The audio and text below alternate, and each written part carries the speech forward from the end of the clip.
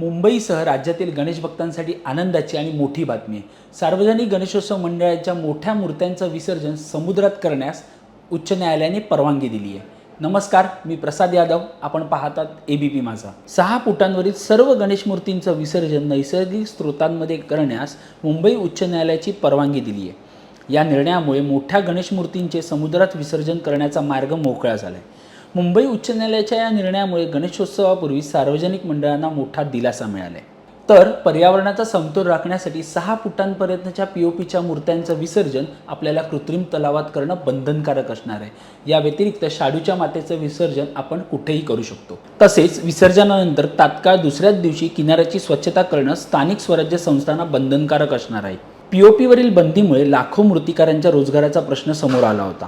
यावर सांस्कृतिक मंत्री आशिष शेलार यांच्या विनंतीवरून राजीव गांधी विज्ञान तंत्रज्ञान आयोगाने काही शिफारसी व सूचना शासनाला सुचवल्या होत्या।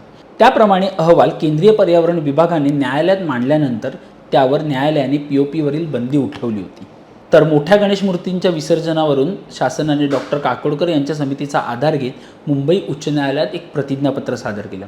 त्या प्रतिज्ञापत्रात मुंबईच्या सार्वजनिक गणेशोत्सवाची परंपरा मोठी असून त्यात बाधा न आणता उत्सव व गणेश मूर्तींचं विसर्जन ही परंपरा अखंड राहील व पर्यावरणाच्या दृष्टीने जागृत राहून काही उपाययोजना केल्या जातील असे आश्वासन देण्यात आले।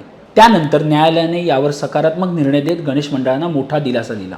तुम्हाला हा व्हिडिओ कसा वाटला हे आम्हाला जरूर कमेंट बॉक्समध्ये कळवा आणि असे व्हिडिओ पाहण्यासाठी एबीपी माझाला फॉलो करायला विसरू नका।